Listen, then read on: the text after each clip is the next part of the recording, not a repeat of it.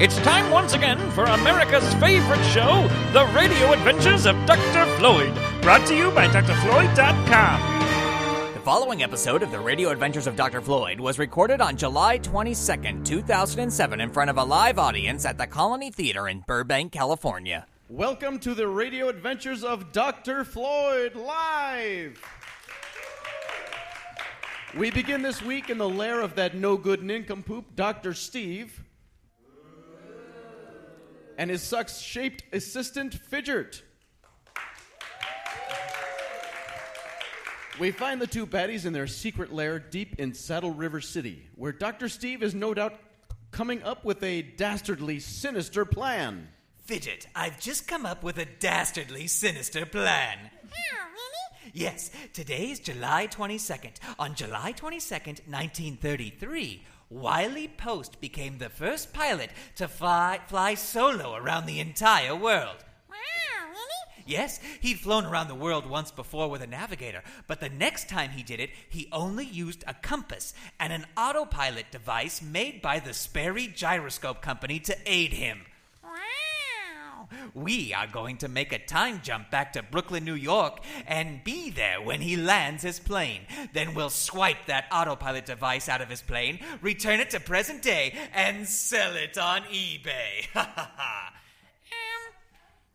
not flying on an army, right? Oh, no, Fidget. There's no way that Dr. Floyd will be able to stop me this time. I've seen to that, thanks to the little dastardly sinister plan that you and I put into action yesterday. Quick, to the time and spaceship! Dr. Steve has come up with some crackpot caper to prevent Dr. Floyd from catching wind of his latest criminal contrivance.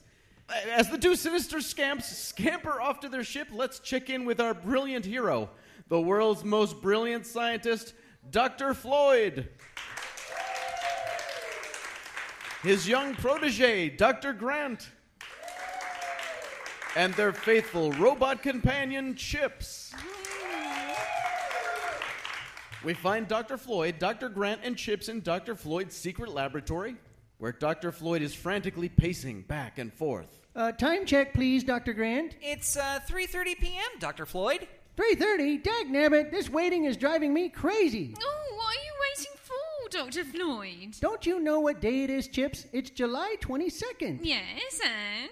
It's the day after July 21st. Yes, and? Chips, July 21st was one of the most important days in the history of history. Oh, must not say it. Oh, can't resist. Yes, and? On July 21st, 2007, the seventh and final Harry Potter book was released. Oh, yes, that's right. Yes, and even though Dr. Floyd pre-ordered his copy of the new Harry Potter book, it has yet to be delivered. Oh, my. Yes, and they promised release date delivery. Oh, when that super soggy parcel service delivery guy gets here, he's going to get a piece of my... Aha, here he is now. You're late. Yeah, we had two new guys loading the trucks for us yesterday, and they took forever to do it. It was weird, because one of the guys was sort of shack-shaped and... Never mind the excuses. Give me my book. Yeah, I need you to sign here, please. Okay. And here. Okay. And here. Okay. And initial here. All right. And sign here, please. Oh, just fill in the rest yourself. Now, good day. Did the door slam? I didn't... Oh, there we go. It's here. I can't believe it. Let me get it open here. Finally, I'll know what happens to Harry Potter. Nothing could possibly stop me from reading this entire book right this very moment.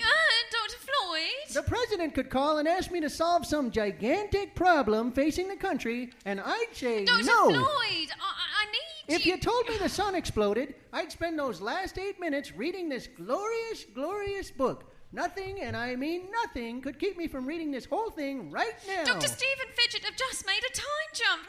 Oh. What? They've made a jump to Brooklyn, New York on July 22nd, 1933. We've got to go after them. No, you two go after him. I'm going to go nowhere but my comfy chair with a cup of tea and this book. But Dr. Floyd, you have to go with us. Yes, it's always the three of us. We always watch each other's backs. Well, take Tim with you. You mean our red-shirted expendable crewman, Ensign Tim Pereri? Yeah, he needs something to do since Flight Attendant Christy is off at yoga training learning new ways to torture us during fitness time. No, but Dr. Floyd, if we take Ensign Prairie with us on a mission, he may not come back. He is expendable, after all. He'll come back. This is a kid show. You think we'd actually bump off a character even if he is expendable? Well... Quit yapping and get after Dr. Steve. He's probably just trying to steal Wiley Post's autopilot device from his airplane. You should be able to stop him easy. Now get out of here. I need some peace and quiet. Oh, all right. Go get Ensign Prairie, Dr. Grant, and meet me at the ship. As Dr. Floyd heads to his favorite chair, and Dr. Grant and Chips make preparations to chase after Dr. Steve, let's go to the coincidentally named Floyd Bennett Airfield in Brooklyn, New York. The date is July 22nd, 1933, and 50,000 people have turned out to watch Wiley Post soar into the record books as the first pilot to fly solo around the world. Look at all these people, Fidget. We'll have no trouble swiping Wiley Post's autopilot device. We'll just meet him at the end of the runway in these crudely made mechanic disguises. Suddenly, the crowd lets up a cheer as Wiley Post's plane comes into view. Listen, Fidget. You can hear Wiley's plane. He's coming in now. He's having a little engine trouble, it sounds like. Oh, he's landing. There's a duck on the runway. He missed him. It's okay. Come on, Fidget. He's landed. Dr. Steve and Fidget race over to Wiley Post's airplane, the Winnie Mae. Welcome back, Mr. Post. Oh, there's no time for pleasantness. What time is it? It's 11:50 p.m., sir. Hot dog! Made it in 7 days, 9 hours. I beat my old record by 21 hours. Plus, you achieved the first solo round-the-world flight. How was your trip? Well, it would have gone by a lot quicker if there'd been a movie to watch on board, and I have to say that since it was just me on the plane, the beverage service was awful. But still, it wasn't bad. How'd that new autopilot device work out? Oh, like a dream. Let me tell you, on my last flight, I had a navigator with me, Harold Gaddy. He's a nice enough guy and all, but it was just such a relief to be on my own this time. I mean, how many times can you hear 99 bottles of beer on the wall? Oh, once is twice too many, if you ask me. But anyway, I'm sure that seeing as you've set a record in this plane, the autopilot device you used would fetch a lot of money from aviation buffs, huh?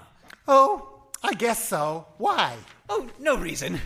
Well, why don't you go meet your adoring public while we prep your plane for the night? Oh, that'd be great. Thanks. Wiley Post goes to shake hands with some of the 50,000 people who've come to see him, while Dr. Steve and Fidget get to work removing the autopilot device from the Winnie Mae.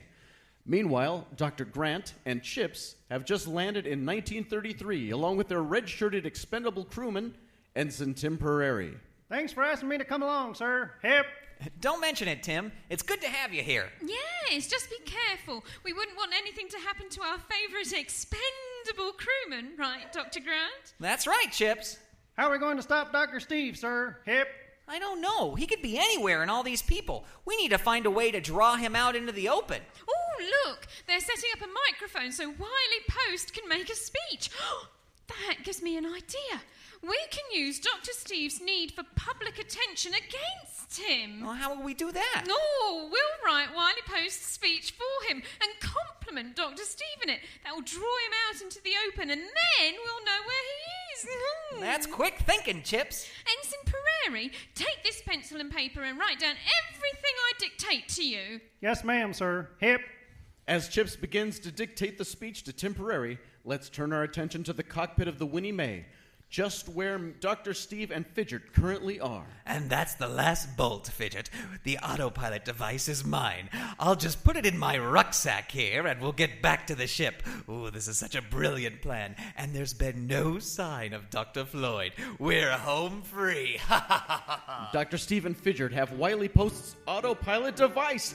Will they make it back to the future and be able to sell it on eBay? Will Chip's speech idea work? And just where is Dr. Floyd in his reading of Harry Potter? I'm halfway there. Oh, come on, Harry. This book is so good. Find out when the radio adventures of Dr. Floyd continues after this brief message. Okay, kids, listen up. It's time for the radio adventures of Dr. Floyd Imagination Nation Secret Message. Remember that only true Imagination Nation Rangers can decode the secret message using their secret decoder ring from their Ranger kit. Okay, get out your decoder rings and a pencil and paper.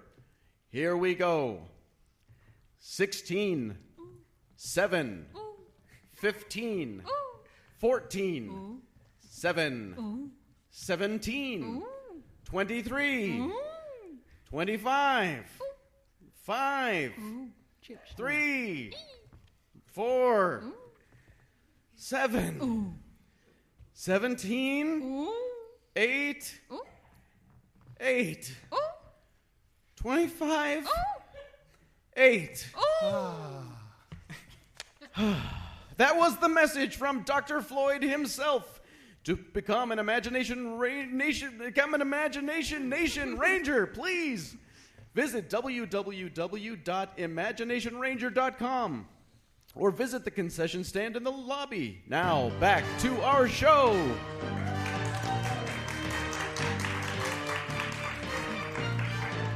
When we left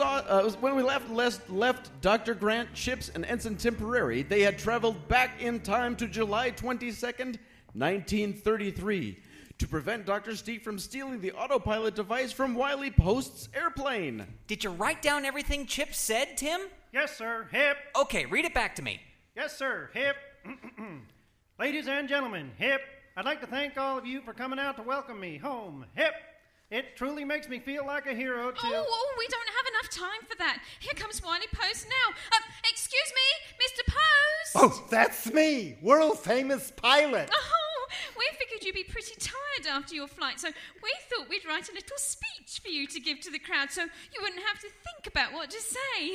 Why, thank you. That was very thoughtful of you. I'll go read it now. Our heroes follow Wiley, who gets up on a tiny makeshift stage in front of all the assembled fans, who give him an uproarious applause. Oh, thank you. I've prepared a little brief speech here. Ladies and gentlemen, hip, I'd like to thank all of you for coming out to welcome me home. Hip. It truly makes me feel like a hero to see so many people here who care about the world of aviation. Hip. Mr. Post, don't say the hips. Oh, okay. As daring as this flight was to accomplish, I couldn't not have done it without the help of two amazing individuals, and those two individuals are my ground crew here in Brooklyn, Dr. Steve and Fidget. Where are they? Let's hear it for them. Dr. Steve and Fidget are stunned to hear their names. But Dr. Steve cannot refuse the limelight and makes a beeline to the stage. Yes, thank you. Thank you, ladies and gentlemen. Thank you. Hush, Fidget, hush. Excuse me, I have to finish my speech. Oh, of course. Please continue about how great I am. To continue, my ground crew of Dr. Steve and Fidget are such swell guys that they made the offer that on the completion of my flight around the world, they'd give everyone here at the field tonight $1. Yes, thank you. I am that fantastic. Wait a minute, what? Well, you guys are so generous. There must be about 50,000 people here. That's $50,000. But I don't have any money. Oh, really? Well, then, what's that big rucksack for? Oh, this? Oh, this is just the autopilot device that we stole from your airplane. What? Hey, give me that back. Look, you guys, but you better start getting out your dollar bills. This crowd is looking angry. What are we going to do? The only thing we can do in a situation like this, Fidget. Run, Fidget, run! Hey, after him! He didn't pay us our $1!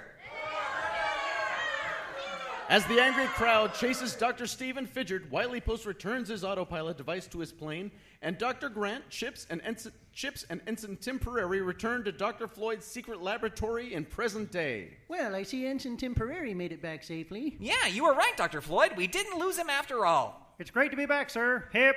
At ease, Ensign. Thank you, sir. Hip, hip, hip, hip. Well, how was the Harry Potter book, Dr. Floyd? Oh, it was fantastic. At the end, Harry was able to get back home to Auntie Em and Uncle Henry by clicking his magic slippers together. What? Yeah, it was kind of sad that he had to leave Ron, Hermione, and Neville, especially since they'd just been given their brain, heart, and courage by the wizard. Dr. Floyd, that's not Harry Potter. That's the Wizard of Oz. What are you talking about? Of course it's Harry Potter, see? Dr. Floyd, someone put a copy of The Wizard of Oz in a Harry Potter dust jacket. You've been duped. Dagnabbit! I wonder why everyone kept calling Harry Dorothy. I wonder who could have done such a dastardly, sinister plan. We know the answer to that question, don't we, dear listener? It could only be the work of the evil mastermind currently slinking into his secret hideout. Well, Fidget, we may have failed in getting Wiley Post's autopilot device, but at least we have Dr. Floyd's copy of Harry Potter. I know what I'm going to do. I'm going to read the last page and spoil the ending for everyone. Harry looked around the leaky cauldron. He tapped his feet to the song playing on the jukebox as he popped an onion ring into his mouth. He smiled across the table at Hermione and Ron as the three sat and waited for Neville to parallel park his broom outside.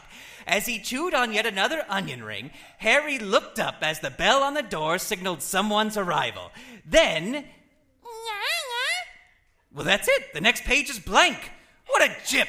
This is a horrible ending. How dare J.K. Rowling do this to her fans? Dr. Steve throws the book across the room. As Dr. Steve pouts from ultimately being foiled again, we shall take our leave. What evil plans will Dr. Steve come up with next? Will Dr. Floyd be able to prevent those evil plans from coming to fruition? And how does Dr. Floyd feel now that he's realized he hasn't really read the new Harry Potter book? Man, I really like those winged monkeys, too. This stinks. Find out next time on the radio adventures of Dr. Floyd!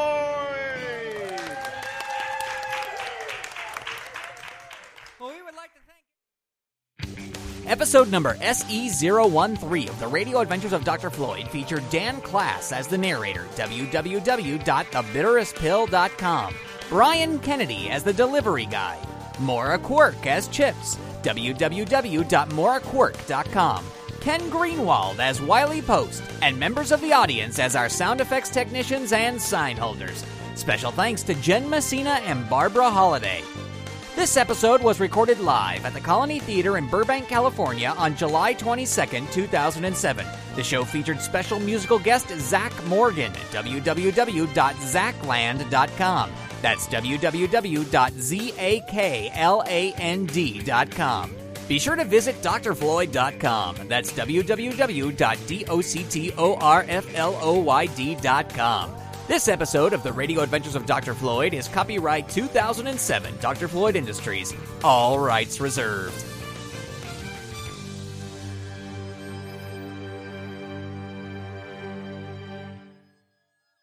Hey, Fidget. Did you see this article about the guy who bartered an iPhone for sponsorship of his podcast? No. Yeah, he said he would trade sponsorship of an episode of his podcast for the price of an iPhone.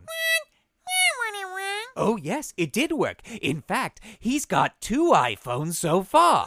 No way. Way. So I began thinking, what if we were to do that? But we'll do it even better. I'd like to offer sponsorship of 3 episodes of the Radio Adventures of Dr. Floyd, complete with the cast doing custom commercials for your product or service, a complete Radio Adventures of Dr. Floyd autographed CD library, a year membership in the Imagination Nation, and a one-of-a-kind handmade fidget replica doll, all for the price of an iPhone. If you're interested in this little barter, send an email to me at drsteve@drfloyd.com. That's DRSTEVE at DOCTORFLOYD.com. Oh, it'll work, Fidget. And when it does, I might let you look at my new iPhone.